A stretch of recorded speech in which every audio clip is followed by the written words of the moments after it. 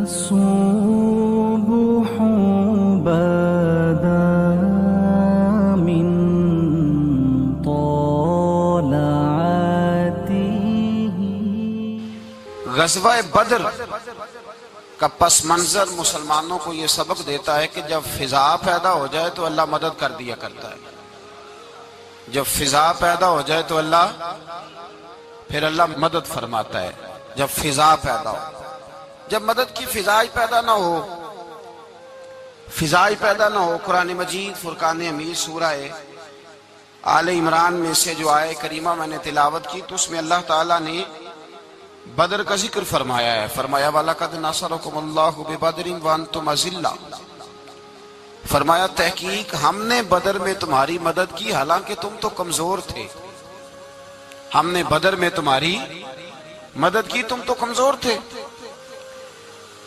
میدان بدر کے اندر اللہ تبارک و تعالیٰ نے مدد فرمائی، نصرت فرمائی مسلمانوں کی، اور ایسی کامیابی دی کہ پورا کفر جو اس وقت موجود تھا وہ کانپنے لگا کہ مسلمانوں کے پاس اتنی قوت کہاں سے آ گئی، اتنی طاقت کہ یہ کس طرح مالک ہوئے۔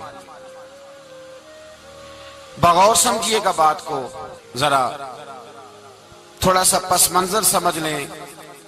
15 سال تک اعلان نبوت کے بعد نبی پاک صلی اللہ علیہ وسلم نے کسی جنگ کی، کسی لڑائی کی اجازت نہیں دی، کسی قسم کی منع فرمایا، بلکہ فرمایا لکم دینکم ولی دین، تمہارا اپنا دین ہے، ہمارا اپنا دین ہے، منع کر دیا گیا۔ مسلمان ہجرت کر کے آ گئے مکہ سے مدینہ، لیکن یہاں بھی قریش مکہ اور کفار مکہ نے عالم اسلام کو، مسلمانوں کو، نبی پاک صلی اللہ علیہ وسلم کو سکون سے بیٹھنے نہیں دیا، پریشان کرتے رہتے تھے۔ اور اس پریشانیوں میں سے ایک بڑی پریشانی، جب تک آپ بات کے پس منظر کو نہیں سمجھیں گے آپ کو اصل مضمون سمجھ میں نہیں آئے گا۔ پریشان کرتے تھے مسلمانوں کو، مدینے آ کر پریشان کرتے۔ دنیا کا ایک مزاج ہے،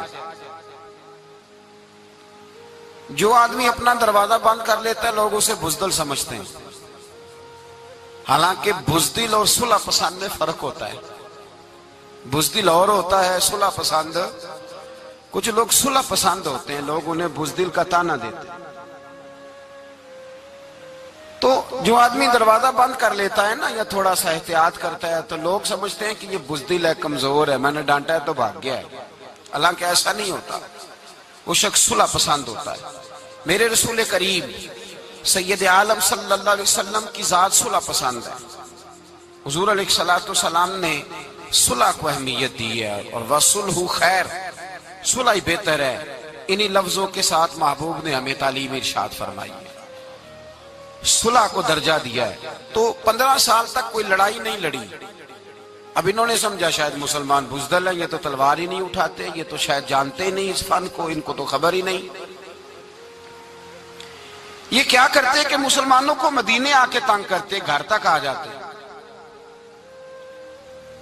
مکے کے قریش مدینے کے قریب آ کے مسلمانوں کو لوٹ کے لے جاتے۔ کئی دفعہ ایسا ہوا کہ انہوں نے آ کر کے یہاں سے بکریاں، اونٹ اور کئی اور چیزیں چوری کر کے لے گئے۔ تو مسلمان پریشان رہنے لگے۔ اللہ پاک نے طاقت دے دی، قوت دے دی مسلمانوں کو۔ حضرت عمر فاروق جیسے لوگ کلمہ پڑھ گئے، حضرت امیر حمزہ جیسے لوگ آ گئے، حضرت ابو عبیدہ بن جراح جیسے لوگ آ گئے، حضرت سیدنا سعد بن ابی وقاص جیسے دلیر اللہ نے عالم اسلام کو عطا فرمائے۔ قوت آ گئی۔ حرِّضِ المؤمنین علی القتال، محبوب اختیار کرے مومنوں کو لڑائی کے لیے۔ ایک قافلہ آ رہا تھا، ابو سفیان مال لے کے ایک سفر پہ نکلا ہوا تھا، اس میں قریش کے سارے لوگوں کا مال تھا۔ اس زمانے میں بھی پارٹنر بن کے کاروبار ہوتا تھا، سارے مکے والے ایک بندے کوئی مال دے کے بھیج دیتے تھے، میرا بھی بیچ آنا، میرا بھی بیچ آنا۔ وہ سال کے بعد ایک ہی جاتا تھا، سارے جا کے عرب کے جاہل معاشرے کے اندر بھی دھوکہ کرنا اور جھوٹ بولنا عیب سمجھا جاتا تھا۔ لوگ کسی کے پیسے پر نظر نہیں رکھتے۔ یہاں معاذ اللہ لوگ کلمہ پڑھ کے اس بات کا خیال نہیں رکھتے کہ مال کس کا ہے اور ہم کس طرح سے اسے استعمال کرنا ہے۔ تو ابو سفیان سب کا مال لے کے نکلے۔ جب یہ مدینے کے واپس آ رہے تھے نا، شام سے ہجرت کر کے مدینے کے پاس سے گزرنے لگے، تو اللہ کے رسول سید عالم علیہ السلام نے مسلمانوں سے کہا کہ چلو ہم بھی ان کا ایک قافلہ روک لیں، انہیں احساس دلائیں کہ تم ہمارے ساتھ زیادتی کرتے ہو تو بازو میں ہمارے بھی قوت ہے۔ اس ارادے کے ساتھ حضور نکلے۔ ابو سفیان بڑے تیز آدمی تھے، کسی نے خبر کر دی کہ وہ تو آ رہے ہیں تیرا قافلہ روکنے کے لیے۔ اب حضور سید عالم جب چلے مدینہ منورہ سے تو 313 لوگ حضور کے ساتھ تھے۔ کتنے جی؟ بولیے 313۔ تحقیق یہ ہے کہ 312 تھے، حضرت عثمان غنی کو شامل کیا گیا بدریوں میں، لیکن حضور انہیں چھوڑ گئے تھے، اس لیے کہ ان کی زوجہ اور نبی پاک کی پیاری صاحبزادی بڑی علیل تھی۔ فرمایا تو میری بیٹی کے لیے رہ جا۔ تو 313 لوگ حضور لے کے نکلے، 6 زرہیں، 8 تلواریں، چند گھوڑے۔ خود رسول پاک صلی اللہ علیہ وسلم جس گھوڑے پہ تھے، گھوڑا ایک تھا، سواریاں 3 تھی۔ حضرت مولا علی بھی تھے، جناب زید بھی تھے، نبی پاک بھی تھے۔ فرمایا کبھی تو بیٹھے گا، کبھی علی بیٹھیں گے، کبھی زید بیٹھیں گے، کبھی میں بیٹھوں گا۔ جب حضور کی پیدل چلنے کی باری آتی تو حضرت زید عرض کرتے حضور نہیں آپ بیٹھ جائیں میں پیدل چلتا ہوں۔ حضرت علی کہتے حضور آپ بیٹھ جائیں میں پیدل چلتا ہوں۔ تو حضور فرماتے تمہیں ثواب کی زیادہ ضرورت ہے، مجھے بھی تو ضرورت ہے نا۔ تو رسول کائنات سید عالم صلی اللہ علیہ وسلم بھی پیدل چلتے، یہ تھوڑا سا سامان لے کے نکلے۔ ابو سفیان کو اطلاع ہو گئی کہ وہ تو آ رہے ہیں۔ ابو سفیان نے ایک آدمی کو دوڑایا۔ اس زمانے میں جب کوئی بری خبر دینی ہوتی تھی تو وہ آدمی اپنے کان میں سوراخ کرتا تھا، لہو نکال لیتا تھا۔ وہ جس آدمی کو بھیجا اس نے اپنے کانوں سے لہو نکالا، اپنے اونٹ کے کان کاٹ ڈالے، چیخے مارنے لگا مکے والوں دوڑو، مسلمانوں نے تمہارا قافلہ لوٹ لیا ہے، بھاگو۔ اب وہ تو پہلے دلیر تھے کہ یہ ہم سے چھپتے پھرتے ہیں شاید معاذ اللہ۔ انہوں نے کیا کیا کہ 1000 کا لشکر، ہر آدمی کے پاس گھوڑا، ہر آدمی کے پاس تلوار، نیزہ، سارے عتبہ، عتیبہ، شیبہ، ابو البختری، امیہ بن خلف، ابو جہل، سارے کٹھے ہو کے آئے اور نکلے میدان بدر کی جانب۔ ادھر ابو سفیان اس آدمی کو بھیج کے تو دریا کے رستہ ہی بدل گیا، مدینے کے رستے آیا ہی نہیں، خود بچ گیا۔ اور جب بچ کے نکلا نا تو اس نے ایک آدمی بھیجا کہ قافلہ محفوظ ہو گیا ہے، تم لوگ فکر نہ کرو۔ اس نے جا کے پیغام دیا ابو جہل کو کہ ابو سفیان کہتا میں بچ گیا ہوں، مجھے کوئی خطرہ نہیں، اب تم لوگ کسی قسم کی تکلیف نہ کرو، تکلف نہ کرو، واپس چلے جاؤ۔ ابو جہل کہنے لگا نہیں اب تو ہم واپس نہیں جائیں گے، اب تو ہم ان کا کچھ کر کے ہی جائیں گے۔ سمجھ آ رہی ہے میری باتوں؟ پس منظر سمجھ میں آ رہا ہے؟ اب نہیں واپس جانا، نکلے ہیں تو کچھ کریں گے۔ اب جب میدان کے اندر آنے کے لیے تیاری ہو رہی ہے، ادھر سے پتہ چل گیا، نبی پاک صلی اللہ علیہ وسلم کو اطلاع ہوئی کہ ابو سفیان تو اپنا لشکر بچا کے، قافلہ بچا کے لے گئے، لیکن قریش بضد ہیں آنے کے لیے۔ نبی پاک صلی اللہ علیہ وسلم نے ایک جگہ پہ تمام مسلمانوں کو جمع کیا۔ یہ بات قابل غور ہے۔ حضور نے فرمایا بھی 1000 کا لشکر اسلحے سے لیس ہو کے آ رہا ہے، تم 313 ہو، تمہارا ارادہ کیا ہے؟ نہ تمہارے پاس زرہیں ہیں، نہ تلواریں ہیں، نہ تمہارے پاس نیزہ ہے، نہ تیر ہے، کیا کرنا ہے؟ صحابہ کرام علیہم رضوان فرماتے ہیں جب نبی پاک صلی اللہ تعالی علیہ وسلم نے مشورہ لیا نا تو سب سے پہلے جو شخصیت اٹھی وہ حضرت ابوبکر صدیق کی ذات تھی۔ جناب صدیق اکبر اٹھے، عرض کرنے لگے محبوبہ بات ہی کوئی نہیں، آپ حکم کریں، ہم تو بڑی دیر سے تیار بیٹھے۔ حضرت عمر کہنے لگے حضور میں تو تھک گیا ہوں انتظار کر کر کے۔ اور شیر خدا مولا کائنات علی المرتضیٰ رضی اللہ تعالیٰ عنہ کہنے لگے محبوبہ زنگ لگ گیا میری تلوار کو، زنگ لگ گیا، کوئی موقع ملے دیواریں ہلتی رہتی ہیں اور در کانپ جاتا ہے، علی کا نام سن کے اب بھی خیبر کانپ جاتا ہے۔ فرمایا حضور زنگ لگ گیا، مہربانی کریں جلدی کریں، ہم تو تیار بیٹھے۔ حضور نے پھر توجہ کی، نبی پاک صلی اللہ تعالی علیہ وسلم نے پھر توجہ کی، تو یہ تو سارے وہ بول رہے ہیں جو میرے ساتھ مکے سے آئے ہوئے ہیں، مدینے والے بھی تو بولے نا۔ تو مدینے والوں میں سے حضرت مقداد اٹھے، حضرت مقداد رضی اللہ تعالیٰ عنہ، اور اٹھ کے عرض کرنے لگے یا رسول اللہ آپ کا اشارہ ہماری جانب ہے؟ حضور نے فرمایا ہاں تمہاری جانب ہے۔ تو کیا خوبصورت جواب ہے، اور کیا انداز تکلم ہے، اور کیا گفتگو بے حسن ہے، اور کیا پس منظر ہے، اور کیا دلیل ہے، اور کیا تاریخ کا مطالعہ ہے۔ حضرت مقداد کہنے لگے یا رسول اللہ ہم کوئی حضرت موسیٰ علیہ السلام کی قوم نہیں کہ آپ سے کہیں گے آپ لڑے یا آپ کا خدا لڑے۔ یا رسول اللہ ہم خشکیوں میں بھی لڑیں گے، دریاؤں میں بھی لڑیں گے۔ ہم خشکیوں، دشت تو دشت ہیں، صحرا بھی نہ چھوڑے ہم نے، اور بحر ظلمات میں دوڑا دیے گھوڑے ہم نے۔ کہا حضور ہم وہ نہیں ہیں کہ جو آپ سے کہیں گے آپ لڑیں اور آپ کا خدا لڑے، ہم تو تیار ہیں، آپ جلدی کریں۔ پھر حضرت سعد اٹھے، سعد بن عبادہ رضی اللہ تعالیٰ عنہ اٹھے اور کیا خوبصورت عرض کیا، کہا یا رسول اللہ کس سے لڑنا ہے؟ حضور بولیے ذرا یا رسول اللہ۔ حضور نے فرمایا قریش مکہ سے۔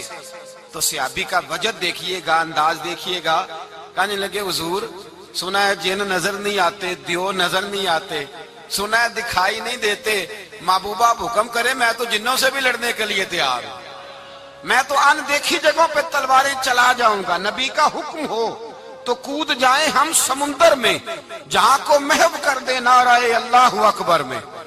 یا رسول اللہ حکم کریں کس سے لڑنا ہے؟ میرے نبی پاک خوش ہو گئے، حضور خوش ہوئے، چہرے پہ مسکراہٹ دوڑی، فرمایا تم پر کوئی غلبہ پا ہی نہیں سکتا۔ فرمایا چلو اب اٹھو چلیں، نہ تلواریں ہیں نہ گھوڑے ہیں، نہ کوئی شے ہے، نہ پاس اسلحہ ہے، نہ کوئی بظاہر طاقت ہے۔ حضور اٹھے تو ایک ننھا مجاہد حضرت سعد بن ابی وقاص کے چھوٹے بھائی عمیر بن ابی وقاص، قد چھوٹا، حضور نے فرمایا سعد چلے عمیر رہ جائے، سعد چلے اور عمیر یہ چھوٹے ہیں۔ حضرت سعد کہتے ہیں میری عمر ابھی اس وقت تھوڑی تھی، میں 16-17 سال کا جوان تھا، تو بھائی اس سے بھی چھوٹے تھے، فرمایا تو رہ جا۔ اللہ اکبر۔ تو کہتے ہیں دیکھو عمر دیکھو، اور منانے کا انداز کیا ہے، جا رہے ہیں جہاد کے لیے، تو بچہ رو نہیں پڑتا گھر میں۔ حضرت عمیر رونے لگے، کہنے لگے نہیں نہیں میں نے بھی جانا ہے۔ رونا کہاں جانا ہے بھائی؟ کوئی کھیلنے جا رہے ہیں، کوئی کھیلنے جا رہے ہیں، سیر کو جا رہے ہیں، کوئی جو ہے وہ کسی تفریح کے لیے نکل رہے ہیں، نہیں میں نے بھی جانا ہے۔ حضور نے فرمایا بیٹے تلواروں کی چھاؤں میں جا رہے ہیں، وہاں گرجدار آوازیں ہوں گی، وہاں سینے کٹیں گے، گردنوں پہ ضرب لگے گی۔ تو حضرت عمیر بن ابی وقاص نے نا اپنی ایڑیاں اٹھا لی، پنجوں کے بل کھڑے ہو گئے، کہنے لگے سونیا میں گردن کٹانے کو تیار ہوں۔ تو حضور نے فرمایا تیرا بڑا بھائی چلا جو ہے۔ حضرت عمیر کہنے لگے حضور قد میں بڑا ہے، طاقت میں نہیں بڑا، قد میں بڑا ہے طاقت میں۔ کہا یہ قد میں بڑا ہے، جسامت میں بڑا ہے، طاقت میں نہیں بڑا۔ حضور نے فرمایا کیسے پتا چلے گا؟ کہا حضور کشتی کرا لیں، کشتی کرا لیں۔ چشم فلک نے عجیب نظارے دیکھے، محبوبہ کشتی کرا لیں۔ حضور نے فرمایا کرو کشتی، کرا لیتے ہیں، کرو کشتی۔ کشتی شروع ہوئی تو سبحان اللہ کیسی عجیب اور منفرد کشتی ہے۔ حضرت سعد بن ابی وقاص رضی اللہ تعالیٰ عنہ کہتے ہیں میرا بھائی پہلوان کشتی سے پہلے گلے ملتے ہیں نا، تو کہتے ہیں گلے ملنے آئے تو حضرت عمیر میرے کان میں کہنے لگے تیرا تو نمبر لگ ہی گیا ہے، اور محبوب جسے قبول کر لے پھر اسے درگزر، اسے رد نہیں کرتے، تیرا تو لگ گیا ہے، تو یار چل تھوڑی دیر کے لیے گر جا بھائی، جو ہوا چل تھوڑی دیر کے لیے گر جا، میں بھی سلیکٹ ہو جاؤں گا، تیرا کیا بگڑے گا۔ قربان جائیں، امام زرقانی کہتے ہیں نبی پاک کی آنکھوں میں آنسو آ گئے، حضور نے بات سنی تو رو پڑے، فرمایا ہم پر بھی کوئی غلبہ پا سکتا ہے؟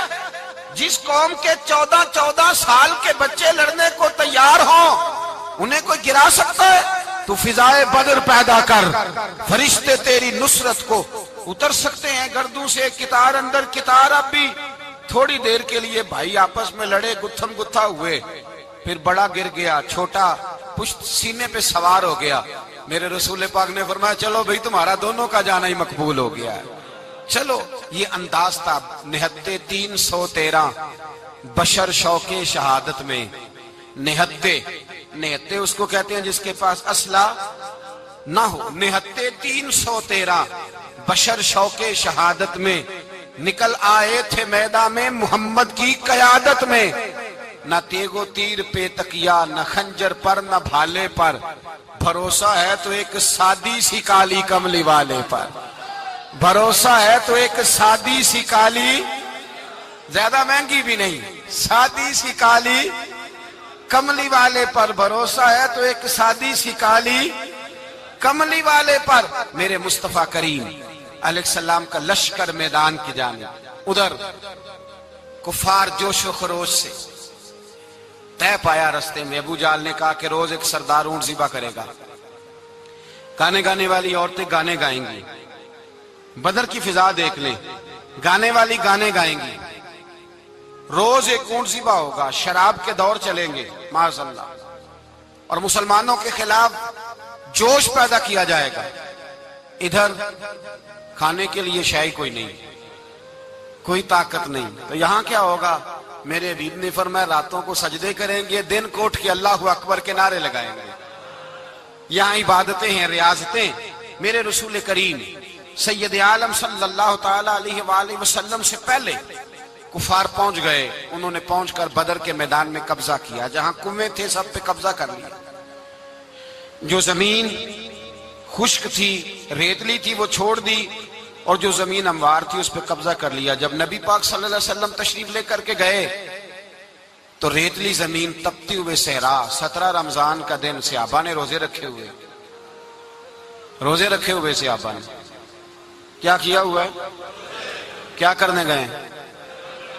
پکی گل لے تو یہ بولے تھوڑے ہو نا، میں کہ شاید کچھ حق ہوئے. کیا کرنے گئے تھے؟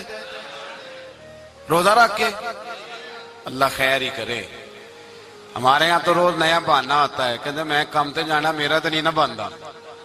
روز نیا بہانہ ہے.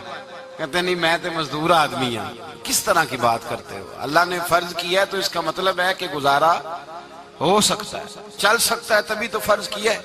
حضور نے فرمایا روزے کھول دو بھائی. پر کون کھولے؟ کوئی نہیں تیار.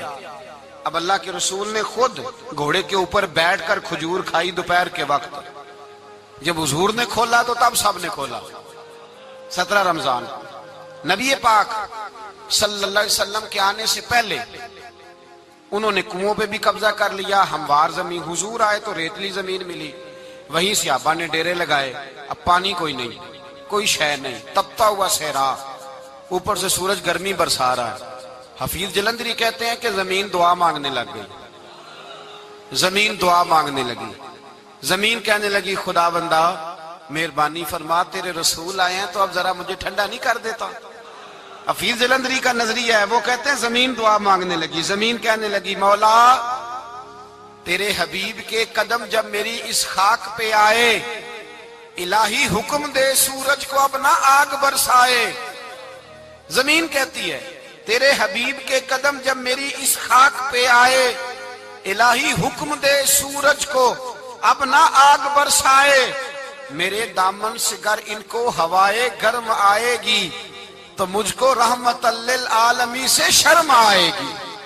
میرے دامن سے گر ان کو ہوائے گرم آئے گی تو مجھ کو رحمت للعالمین سے. زمین کہنے لگی مجھے شرم آئے گی کہ محبوب آئے ہیں اور میں یا اللہ مہربانی کر. حفیظ جلندری ویسے تو حضور کی دعا، صحابہ کی دعا، سب کی بات ہے. وہ کہتے ہیں زمین نے دعا مانگی، جب دعا مانگی تو اللہ نے بارش عطا کر دی. حضور نے فرمایا لو بھی حوض بنا لو، پانی بھر لو.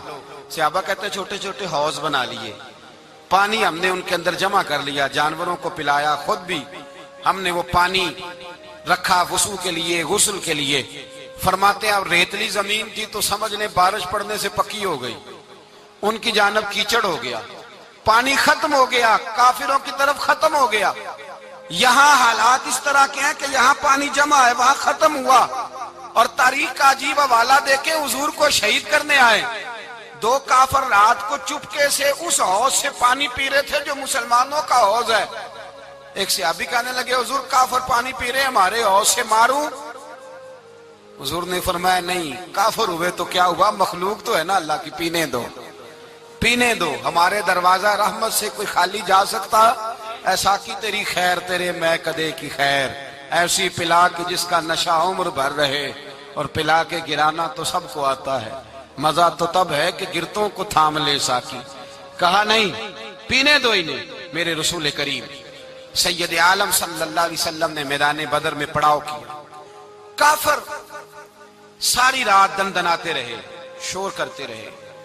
جاسوسی کا ایک معیار ہوتا تھا، اب تو فوجوں کی وردی ہوتی ہے، پہچانے جاتے ہیں فوجی کس ملک کے ہیں، کس علاقے کے ہیں، کس جگہ سے ان کا تعلق ہے۔ اس زمانے میں کوئی وردی نہیں ہوتی تھی، ہر قبیلے کا آدمی ہوتا تھا تو لوگ گھس جاتے تھے، جاسوسی آسان ہوتی۔ آئے رات کا وقت ہے تو کچھ جاسوس بھیجے ابو جہل نے، کہا پتہ کر کے آؤ بندے کتنے، اسلحہ کتنا ہے، جوان کتنے، بوڑھے کتنے، ان کا انداز کیا ہے، سارا معلومات کر کے آؤ۔ کفر کی جو معلومات ہیں اس پر ذرا غور کریں۔ اب وہ شخص آیا، جا کے ابو جہل سے کہنے لگا 313 ہیں، 6 زرہیں اور 8 تلواریں، کوئی کھانے پینے کا سامان نہیں، اور کچھ بچے بھی ہیں، کچھ بوڑھے بھی ہیں، عمیر بن ابی وقاص بھی ہیں، ابو عبیدہ بن جراح جیسے بوڑھے بھی ہیں، کچھ لمبا چوڑا انتظام کوئی نہیں۔ ابو جہل بڑا کھل کھلا کے ہنسا، جاسوس واپس آئے نا تو کھل کھلا کے ہنسا، کہنے لگا اس طرح کرو کہ جنگ کرنے کی ضرورت نہیں، انہیں نا صبح سب کو گھوڑوں کی پشتوں پہ باندھ کے نا تو لے چلتے ہیں مکے، وہاں جا کے دیکھیں گے ان کا کیا کرنا ہے، ان کو باندھ لو گھوڑوں کی اونٹوں کی پشتوں پر، تو وہاں جا کے دیکھیں گے۔ جب یہ بات کی تو جاسوس کہنے لگا ٹھہر جا، پوری بات تو سن لے، میری پوری سن تو لے، تبصرہ تو نے شروع کر دیا ہے۔ اس نے کہا چل سنا پوری۔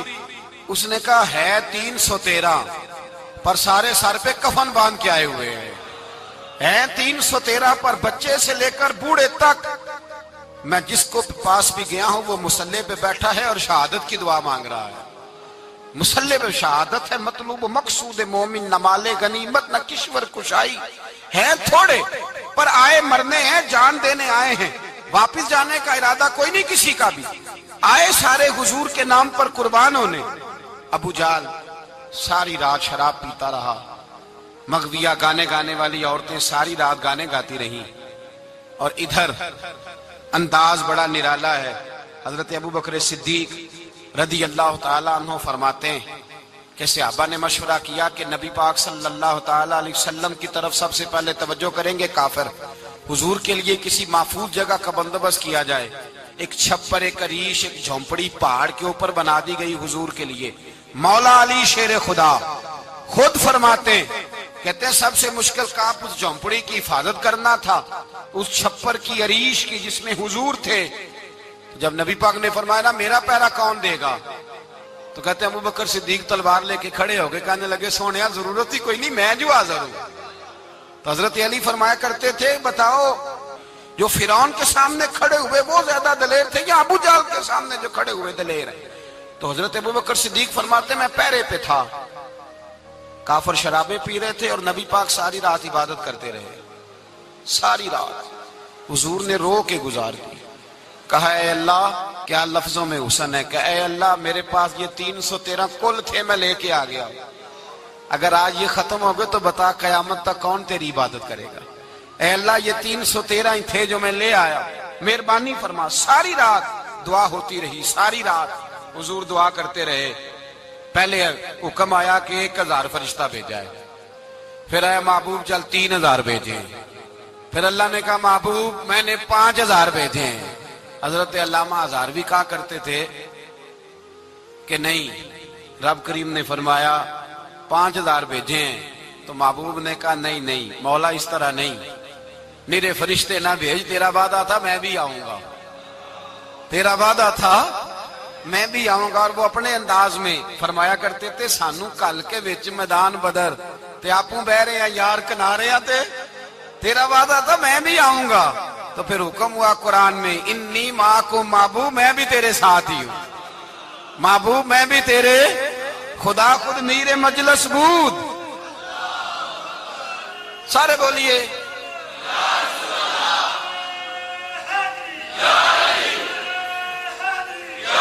بھائی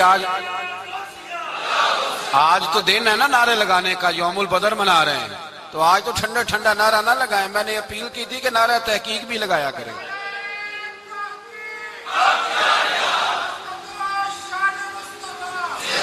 تو بھائی یہ یاد رکھیں، سمجھے اس بات. فرمایا حضرت ابو بکر صدیق فرماتے ہیں پہلے 1000 پھر 3000 پھر 5000 فرشتے آئے اور جوق در جوق فرشتے آئے. کہتے ہیں سرکار ساری رات روتے رہے، ساری رات. تیرے صرف اسلحے سے ہی اللہ کی مدد نہیں آئے گی، تو نے ایٹم بم بنا لیا اور توفیق عید کی نماز کی بھی نہیں، اس سے تھوڑی مدد آئے گی. میرے مصطفیٰ کریم سید عالم صلی اللہ علیہ وسلم نے فرمایا، امت کو درس دیا، اسلحہ بھی جمع کرنا، طاقت بھی اکٹھی کرنا، صفیں بھی بنانا، اپنے اندر اتحاد بھی پیدا کرنا. لیکن اگر تم نے کفر پر غلبہ حاصل کرنا ہے تو اس کے لیے خدائی مدد کی ضرورت ہوگی. اگر تم سے اللہ کی مدد روٹھ گئی تو جتنے مرضی اسلحے جمع کرتے پھرو، جتنی مرضی طاقتیں اکٹھی کرتے پھرو، پھر جس قدر مرضی تم ایٹم بم بناتے پھرو، جب خدائی مدد ہی تمہارے ساتھ نہیں تو کیسے نظام چلے. تو حضرت ابوبکر صدیق فرماتے ہیں ساری رات، حتیٰ کہ میں بے چین ہو گیا. حضور سجدے میں تھے تو میں حضور کے اوپر لیٹ گیا. میں نے کہا محبوب بس کریں، اٹھ کے دیکھے تو صحیح میرے اللہ نے کتنی مدد نازل فرما دی ہے. صبح رسول پاک تشریف لائے. صحیح مسلم، ابو داؤد، کتابوں کے نام یاد رہیں گے. حضرت انس بن مالک حدیث کے راوی ہیں، کہتے ہیں حضور اٹھے اور ایک دن پہلے چھڑی لے کے میدان میں آئے. ایک دن پہلے اٹھے. دیکھو میرے محبوب کے علم کی شان. میرے اعلیٰ حضرت فرماتے ہیں اور کوئی غیب تم سے نہا ہو بھلا جب خدا ہی نہ چھپا رہا. اور کوئی غیب تم سے نہا ہو بھلا جب خدا ہی نہ چھپا رہا. تم پر کروڑوں درود. اور ہمارے ایک شیخ تھے علامہ تحسین رضا صاحب رحمۃ اللہ علیہ، ان کا بڑا خوبصورت شعر ہے. وہ فرمایا کرتے تھے علم غیب رسول کے منکر اس حقیقت کو بھول جاتے ہیں.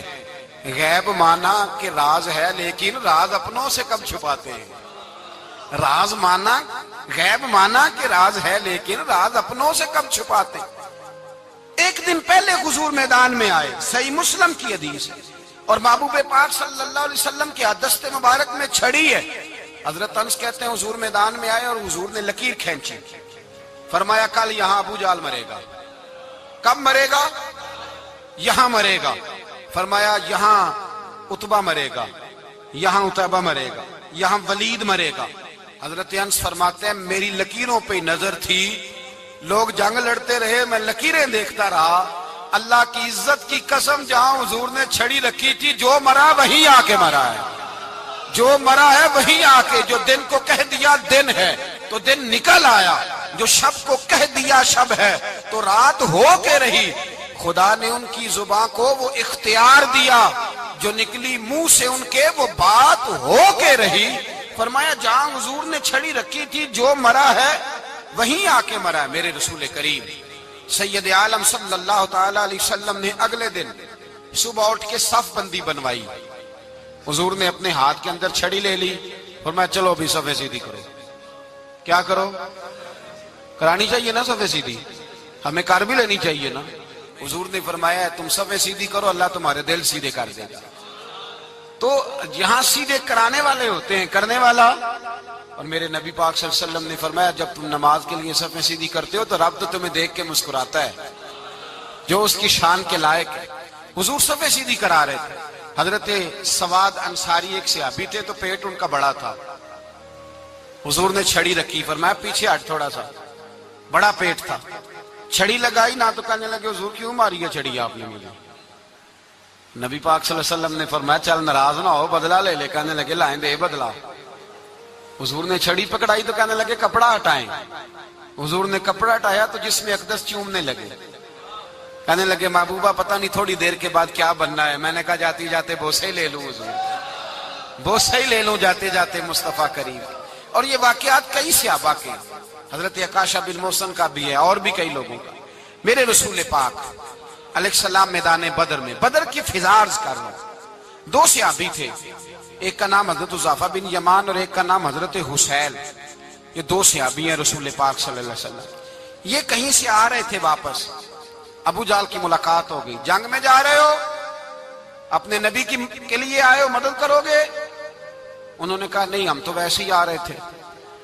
ابو جہل نے کہا اگر ویسے ہی آ رہے تھے تو ٹھیک ہے، جاؤ، وعدہ کرتے ہو لڑو گے تو نہیں؟ کہا نہیں لڑیں گے۔ یہ دونوں وعدہ کر کے آ گئے حضور کے پاس، کہا یا رسول اللہ ہم نے اس سے وعدہ کر لیا ہے، لیکن ہمارا ارادہ تو لڑائی کرنے کا ہے، ہمیں تو یہاں آ کے پتا چلا ضرورت پڑی ہے۔ تو نبی پاک صلی اللہ علیہ وسلم نے فرمایا تم نے وعدہ کر لیا، اب تم نہیں لڑو گے۔ کہا یا رسول اللہ کافر سے وعدہ کیا ہے۔ میرے نبی پاک نے فرمایا کیا تو مومن نے ہے نا۔ کس نے کیا ہے؟ اللہ اکبر۔ کوئی وعدوں کی پاسداری نہیں کرتا۔ میدان بدر میں جہاں ایک ایک فرد کی ضرورت ہے، ایک ایک فرد کی، وہاں رسول پاک نے فرمایا مومن نے وعدہ کیا ہے، لہٰذا ہم دو مجاہد کاٹتے، فرمایا تم بیٹھ جاؤ، تم نہیں لڑو گے۔ اب دونوں لشکر آمنے سامنے ہوئے، آمنے سامنے۔ سب سے پہلے آنے والوں میں سے ادھر سے ولید آیا، عتبہ آیا، اس کا بھائی شیبہ آیا، یہ تین آئے، کہنے لگے حضور ہمارے مقابلے میں بھیجے۔ نبی پاک نے انصار میں سے بھیجا، کہنے لگے یہ نہیں ہمیں چاہیے، ہمارے مقابلے میں قریشی اور ہاشمی بھیجو۔ برادری کا بڑا شوق تھا نا، قریش میں۔ حضور نے فرمایا چلو تمہارا جلدی مرنے کا ارادہ ہے تو بھیج دیتے ہیں، ٹھیک ہے تمہارے پائے کے بھیج دیتے ہیں۔ حضور نے فرمایا چلو امیر حمزہ اٹھو۔ حضرت امیر حمزہ اسد اللہ و رسولہ اٹھ کے کھڑے ہو گئے، فرمایا چلو علی آپ بھی اٹھو۔ شیر خدا تو یوں اٹھے کہ جیسے پہلے سے ہی کھڑے تھے۔ حضور نے فرمایا چلو ابو عبادہ بھی اٹھے، تینوں صحابی اٹھے۔ حضرت عبادہ ذرا بوڑھے تھے، ان کے لیے تھوڑا مشکل ہوا دشمن کو سنبھالنا، باقی تو دونوں نے کاٹ کے رکھ دیے دشمن۔ اور حضرت علی رضی اللہ تعالیٰ نے دیکھا نا جناب عبادہ ذرا زخمی ہو گئے، دشمن ان کا بھاری ہو رہا تو دوڑے گئے، مارا حضرت عبادہ کا دشمن بھی مارا، اور جناب ابو عبادہ کو کندھوں پہ اٹھا کے در رسول پہ لے گئے۔ کہنے لگے سونیا یا رسول اللہ آپ کے دشمن میں مار آیا ہوں، غلام بچا کے لے آیا ہوں، یہ میں لے آیا ہوں آپ کی، یہ شان ہے حضرت علی شیر خدا کرم اللہ۔ اب جنگ کا نکارہ بجا، کہاں 1000؟ ایک مورخ کہنے لگا نہیں پورا 1000 نہیں تھا، 950 تھا۔ میں کہا چل تو 900 کر لے یار، اس میں کون سی حرج والی بات ہے، پھر بھی 900 اور 300 کا کیا مقابلہ۔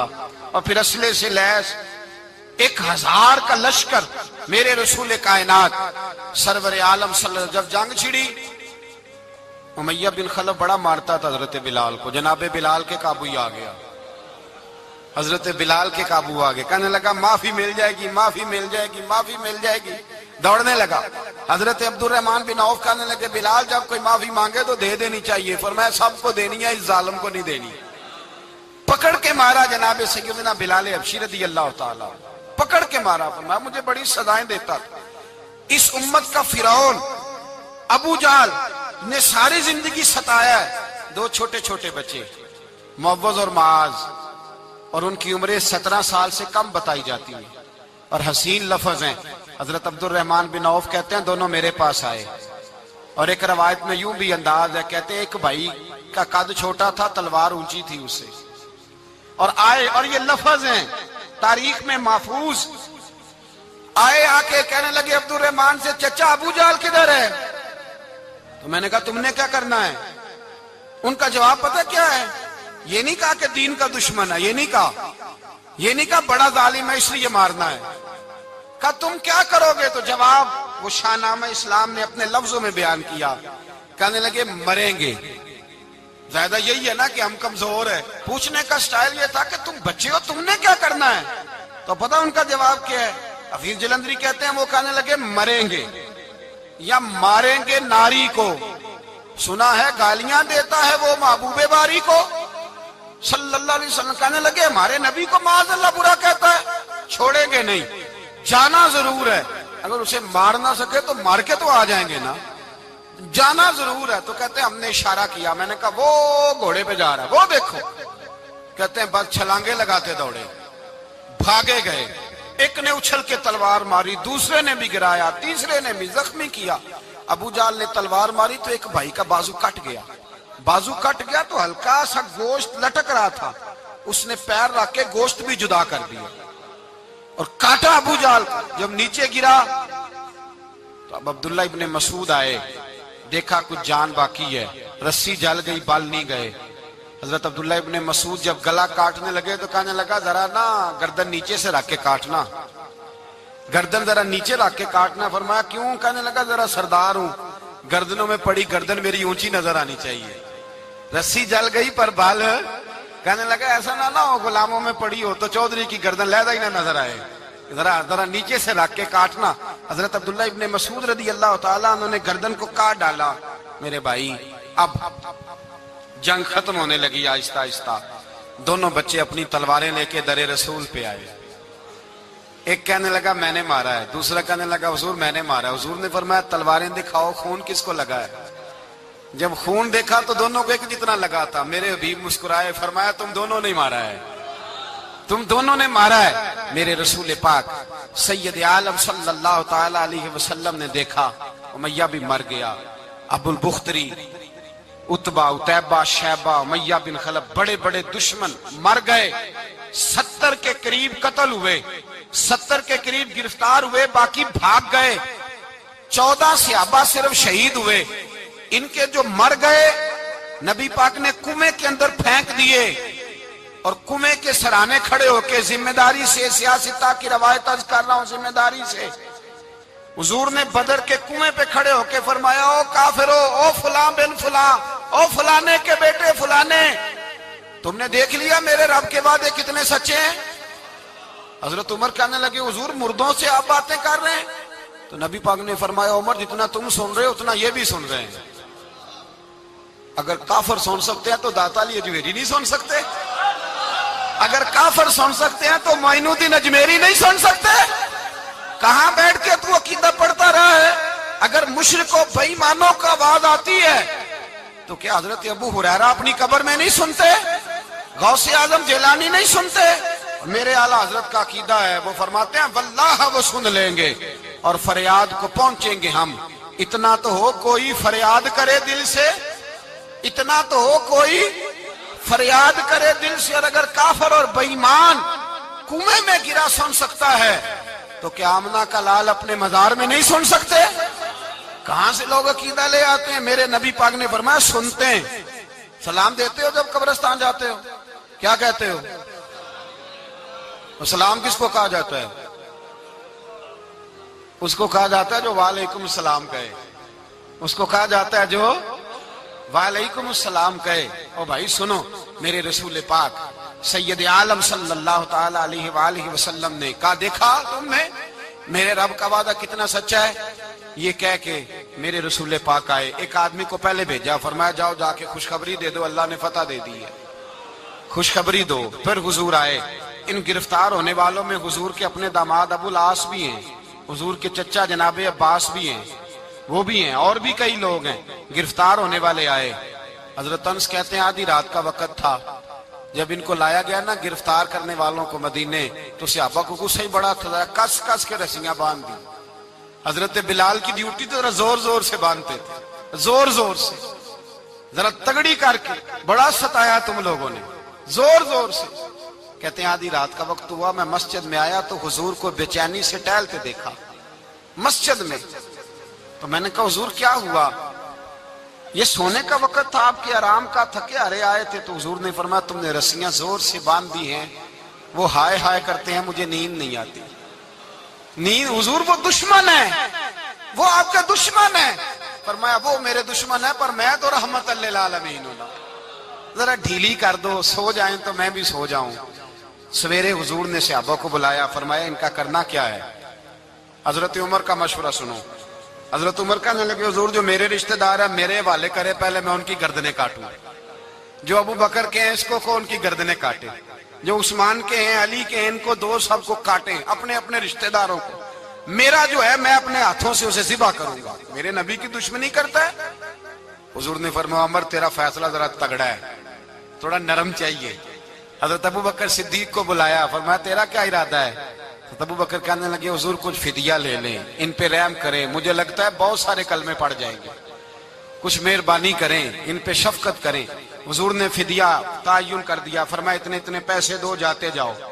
کچھ نے کہا ہم غریب ہیں، فرمایا تم مسلمانوں کے 10 بچوں کو حساب کتاب سکھا دو، تمہیں چھٹی۔ کچھ نے کہا جی ہمیں یہ بھی نہیں آتا، فرمایا تم ویسے ہی آزاد ہو جاؤ۔ بہت ساروں پہ مہربانی کی. حضرت عباس کھڑے ہوئے حضور کے سامنے, چچا.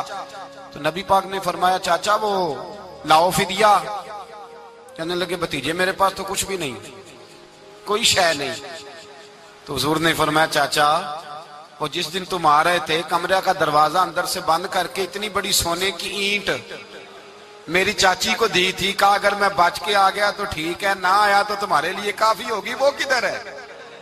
خیال آیا. حضرت عباس کانپنے لگے. یہ سن کر حضرت عباس پر راشا ہوا طاری کہ پیغمبر تو رکھتا ہے دلوں کی بھی خبرداری. خیال آیا مسلمان نیک و بد پہچان جاتے ہیں اور محمد آدمی کے دل کی باتیں جان جاتے ہیں. کہنے لگے وہ کدھر ہے؟ جناب عباس کہنے لگے محبوبہ وہ تو فدیہ تو میں دوں گا ہی اب, لیکن میں مان گیا ہوں آپ اللہ کے سچے رسول ہیں, اس لیے کہ میرے اور میرے بیوی کے علاوہ کسی کو اس بات کی خبر نہ تھی. اسی جنگ میں حضرت ختیجہ کا وہ ہار آیا جس کا تذکرہ میں پچھلے دنوں کر چکا. اللہ تعالیٰ نے فتح دی. کسی جگہ بھی کوئی تکبر کا لفظ میرے نبی پاک نے بیان نہیں فرمایا. کسی جگہ حضور نے یہ نہیں کہا کہ ہم بڑی دانائی سے لڑے, ہم بڑے دلیر تھے, ہماری صف بندی بڑی سیانی تھی. یہی فرمایا وَلَقَدْ نَصَرَكُمُ اللَّهُ بِبَدْرٍ, اللہ نے ہماری مدد کی, اللہ نے ہماری.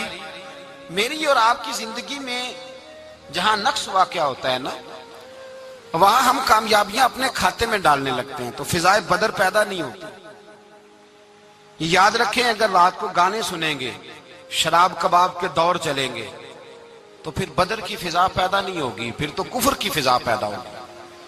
اور اگر رات کو مسلح آباد رہیں گے, میں نے کچھ دن پہلے کہا تھا جمعے میں, صلاح الدین ایوبی جب جنگ لڑ رہے تھے تو ایک بحری بیڑا آ رہا تھا دشمنوں کا اسلحہ لے کے, مسلمانوں کے پاس اسلحہ پہلے کم تھا, تو ایک بحری جہاز اور اسلحہ لے کے آ رہا تھا عیسائیوں کا. تو صلاح الدین ایوبی ساری رات مسجد اقصی میں روتے رہے. سویرے ایک بزرگ ملے تو کہنے لگے, پہلے رات کو بھی ان سے دعا کے لیے کہا, پھر سویرے صلاح الدین کہنے لگے حضور دعا کرنا, مسلمان پہلے ہی کمزور ہیں اور عیسائیوں کا ایک بحری بیڑا اسلحہ لے کے اور آ رہا ہے. تو بزرگ کہنے لگے وہ تو بیڑا غرق ہو گیا ہے, وہ غرق ہو گیا. کہا کہاں غرق ہوا؟ تو کہنے لگے تو ساری رات روتا رہا تو تیرے آنسوؤں میں ہی غرق ہو گیا ہے, تیرے آنسوؤں میں غرق ہو گیا, وہ اب نہیں آئے. کچھ دیر کے بعد خبر مل گئی واقعی ڈوب گیا ہے پانی میں. بھائی جب تو اللہ کو منا لیتا ہے, جب رب کی مدد تیرے آتا ہے, یاد رکھنا زندگی میں کہیں بھی آپ لڑ رہے ہیں کسی محاذ پر بھی, اگر حق آپ کے ساتھ ہے تو پھر اللہ کی مدد آپ کے ساتھ, اور اگر حق آپ کے ساتھ نہیں تو پھر جتنے مرضی ہیلے بہانے کر لیں, وکیل مہنگا کر لیں, جج خرید لیں, پھر آپ دنیا کی ساری سیاست لڑا رہے ہیں. جب حق آپ کے ساتھ نہیں تو پھر رب کی مدد آپ کے ساتھ.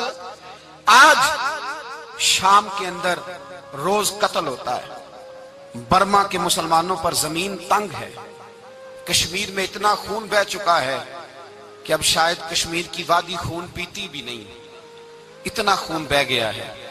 فلسطین قبلہ اول مسلمانوں کا, مسجد اقصی یہودی کے قبضے میں ہے. مسلمان اپنی اپنی اپنی اپنی, اور ظلم کی بات یہ ہے, ظلم کی بات کہ ہم توحید کا اعلان کرنے والے, توحید کے ٹھیکیدار بننے والے, سلوٹ کرنے پہ آتے ہیں تو عیسائیوں کو بلا کے کرتے ہیں, یہودیوں کو بلا کے کرتے ہیں. میرے بھائی مسلمان کے پاس اسلحہ بھی ہے, پیسہ بھی ہے, دولت بھی ہے, ہر قسم کا ذخیرہ ہے. ضرورت یہ ہے کہ اسے خدا کی مدد نصیب ہو جائے. اللہ کی مدد جب تھی تو اسلحے کی ضرورت نہ تھی. جب تک خدا کی فضائے بدر پیدا کریں, فضائے بدر پیدا کریں. اگر حق آپ کے ساتھ ہے, اندر خلوص ہے اور آپ لڑ اللہ کے دین کے لیے رہے ہیں, ذاتی اگر نام و نمود ہے, خواہشات ہیں, ذاتی آپ کے مفادات ہیں, تو پھر بڑی جلدی یہ سفر ناکامیوں کا سفر ہو جاتا ہے. فضائے بدر پیدا کریں, رضائے الہی کے لیے میدان میں نکلنے کا جذبہ اپنے دل میں پیدا کریں. بدر کے 14 صحابہ جو شہید ہوئے, وہ 14 صحابہ کو ہم سلام عقیدت پیش کرتے ہیں. ان 14 کے لوگوں کو شاید نام بھی نہ آتے ہوں, لیکن اسلامی تاریخ میں انہوں نے ایسا حسن بھرا ہے, ایسا حسن بھرا ہے کہ کافر آج بھی بدر کے نام سے کامتا ہے. نام نہ بنائیں دین کے معاملے میں, کام کریں. جو کام کرتا ہے اللہ اس کا نام بنا دیتا ہے. کام کریں اور کبھی بھی دین کی نصرت کے لیے جب نکلیں اپنے آپ کو آگے نہ کریں، دین کو آگے رکھیں۔ بدر والوں نے دین آگے رکھا تھا، اللہ نے انہیں کامیابی دی۔ جب سے نام آگے رکھنے، آج پوری امت مسلمہ میں صرف صدارت کا چکر ہے، کون ملک آگے لگے گا، کون آگے بڑھے گا۔ فضائے بدر پیدا ہو جائے گی تو دین آگے رہ جائے گا، شخصیات پیچھے ہو جائیں گی۔ اور یاد رکھیں، نظریات بچیں تو شخصیات بھی باچی جاتی ہیں، نظریہ بچانا بڑا ضروری ہے۔ میرے اعلیٰ حضرت فرماتے ہیں بے نشانوں کا نشان مٹتا نہیں، مٹتے مٹتے بھی نام ہو ہی جائے گا۔ تو فضائے بدر پیدا کر، فرشتے تیری نصرت کو اتر سکتے ہیں گردوں سے، کتار اندر کتار اب بھی، اور آج بھی ہو اگر ابراہیم کا ایمان پیدا تو آگ کر سکتی ہے انداز